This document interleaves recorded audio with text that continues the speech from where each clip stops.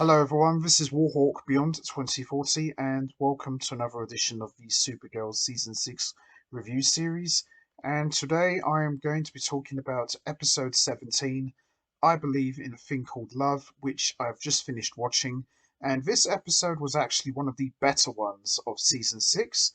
I thoroughly enjoyed this one a lot, and a lot of that is because of John Cryer returning as Lex Luthor, who in my opinion is probably one of the best Lex Luthors in recent memory, and certainly up there with Michael Rosenbaum's Lex Luthor from Smallville.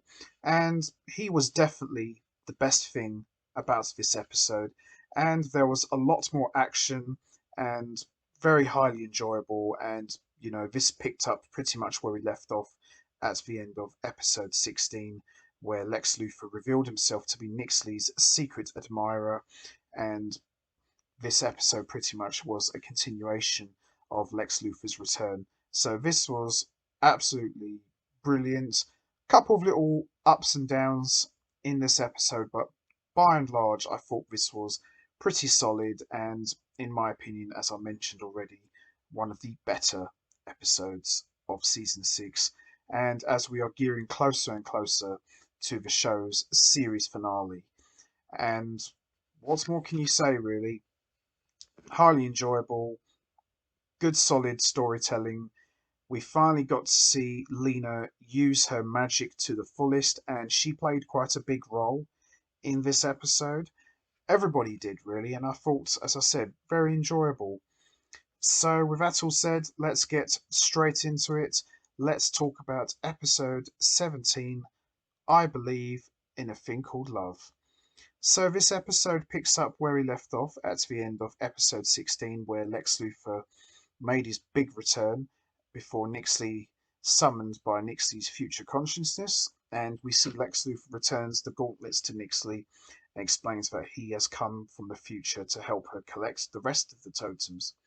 Nixley, of course, is less than impressed, especially after discovering from Mitch who Lex Luthor really is, and Lex Luthor explains that he came from the future to prevent Nixley's death. However, after comparing him to her father for banishing Supergirl to the Phantom Zone, Nixley quickly kicks Lex Luthor off her ship.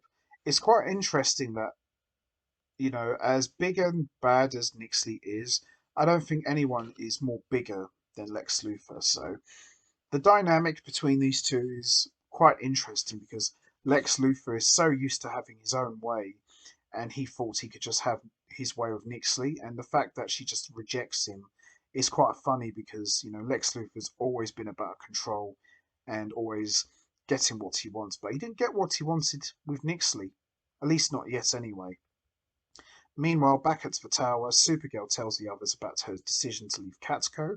Now, for those of you who remember, at the end of episode 16, Kara quit her job from Catco to focus fully on looking for Nixley and has gone completely full-time in her Supergirl persona. The others are surprised by the news but quickly change gears and work on a plan to catch Nixley once and for all. Alex arrives shortly after to show off her engagement ring to Kelly and Jean and Kara, and she plans to propose to her on the night of the anniversary of the nights that she knew that she was in love with Kelly at their favourite hangout, Owl's Bar, which is kind of like a bar for aliens. We see Alex and Esme arrive at the bar to drop off decorations, only to get some bad news from the owner, Al, and he explains that the party has already been rented out to someone else, meaning that Alex's plans are off, or so she thinks. Esme sweetly tries to convince Al to still let Alex propose, but the bar owner is begrudgingly firm in his stance. Lex Luthor returns to his mansion where he meets up with his main henchman, the very silly and dopey Otis Graves, and the two of them discuss how well Lex Luthor Corp is doing and how Lex always sets up things to make sure no one other than Otis noticed he was gone. And in a very rare moment of emotional vulnerability, we see Lex Luthor admit the one thing that you never ever thought you'd see. Lex Luthor admits he is genuinely in love with Nixley, and in the future, due to her ambition and power. Yep, that's something you don't hear every day. Lex Luthor actually admitting that he cares about someone other than himself. We then see William arrives at the tower to discuss the Super Friends' plans to find the love totem. Lena uses her magic to create a fake totem that emanates the same fifth-dimensional magic in order to draw Nixley in. The plan starts off well with Nixley nearly being captured until Lex Luthor shows up to save her. There's another thing you don't see. Lex Luthor actually showing up to save someone. He learns of Lena's magical powers in the process and successfully escapes with Nixley, showing Supergirl and her friends just how dangerous of a combo they really are. Back at the Luthor mansion, Nixley learns Lex has been following her with a surveillance drone and is less than thrilled about it. Nixley teleports off in a rage, leaving a disgruntled Lex to say, "I love you" to the air. Oh, God.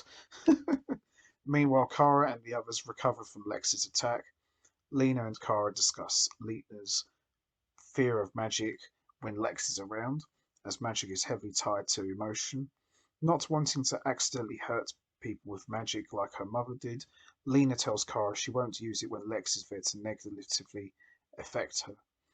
Kara is supportive, though she reminds Lena that she brings so much more to the team than just magic. It's quite funny how Lena and Kara have come so far because if you remember, back in season 5, the show looked like they were trying to push Lena Luthor to be the main villain, but that didn't happen, obviously. But to see how far their relationship has come since Lena appeared back in season 2, it's just quite amazing, really. And I know Lena Luthor is exactly like the name is, Luthor. She's so much more than that. And I think it's really cool to see how much their relationship has grown from being budding best friends to bitter rivals, but not fully bitter rivals, to now being more like sisters. So it's been quite a nice character development for the show, in my opinion.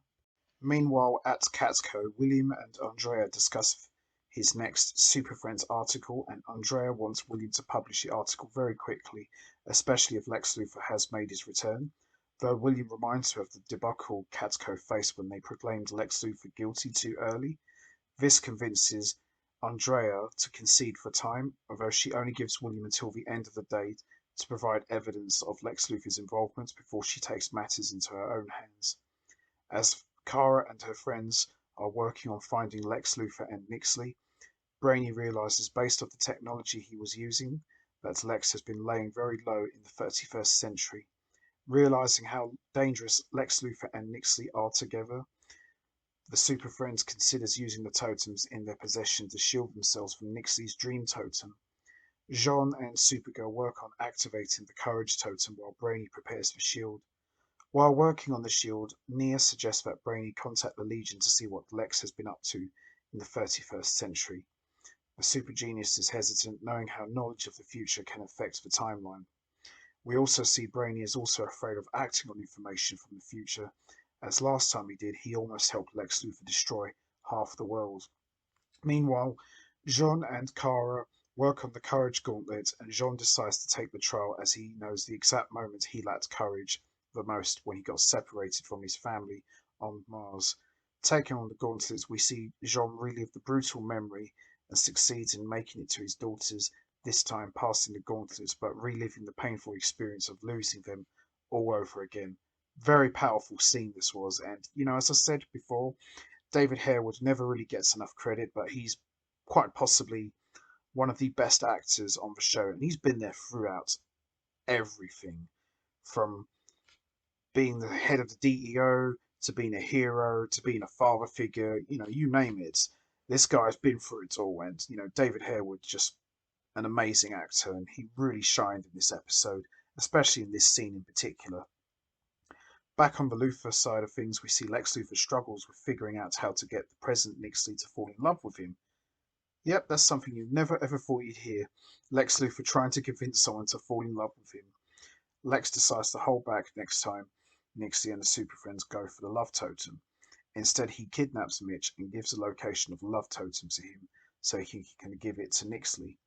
Mitch does just that, but not revealing where he got his information from, telling Nixley he found the location during his research, while Nia also finds its location through her dream meditation. The Super Friends arrive on the scene and try using their new totem shield against Nixley. The shield fails, leaving Supergirl under the effects of the Dream Totem as she starts hallucinating phantoms all around her while seeing herself become a phantom. The Love Totem, revealed to be a rose-shaped glass, teleports itself away, being repelled by Nixley's hatred and anger. Nixley finally turns to Lex Luthor for help, although she makes it clear she's only there for business. Realizing the totems are less effective defensively than offensively, the Super Friends decide to weaponize the totems, as Supergirl has Lena prepare a spell to protect her from the negative effects of the Humanity Totem. She encourages Lena by reminding her that Lex isn't her family anymore, and that the Super Friends will always be there to pull her back from the brink of the edge. As the Super Friends prepare, William pays Alex a visit and wonders why she's not down at the bar proposing. Alex tells him she couldn't secure the bar, and William rebuffs her, saying that life can be short when Lex is around, and encourages her to go propose. Alex fears the timing is off with Lex and Nixley around, but she still goes to the bar anyway. She arrives at the bar only to discover it was Kelly and Esme that rented the bar out. The couple's beautiful words and proposal was cut short by the appearance of the love totem in Alex's pocket. Lex Luthor and Nixley then crash the party with Esme, calling out to her aunt for help. A fierce battle ensues, with Supergirl and Jean nearly succeeding in defeating Nixley with their totems.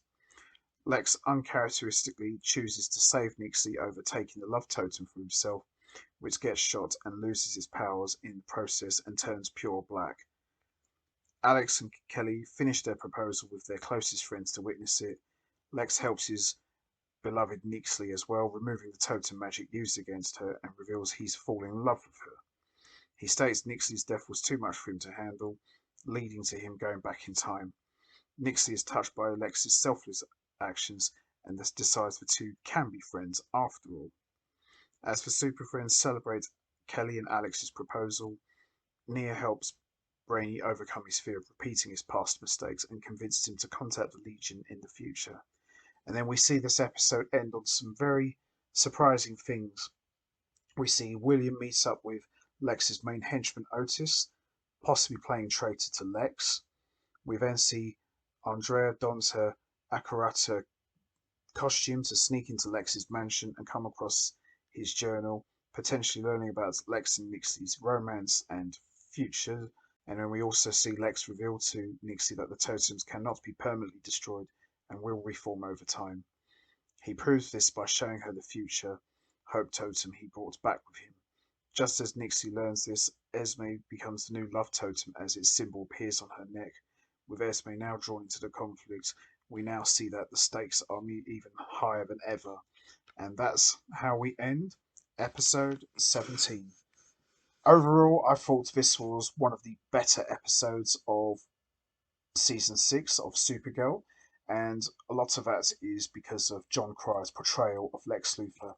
He definitely carried this episode for me, and anytime John Cryer is in an episode as Lex Luthor, you know it's going to be good, and he never ever disappoints.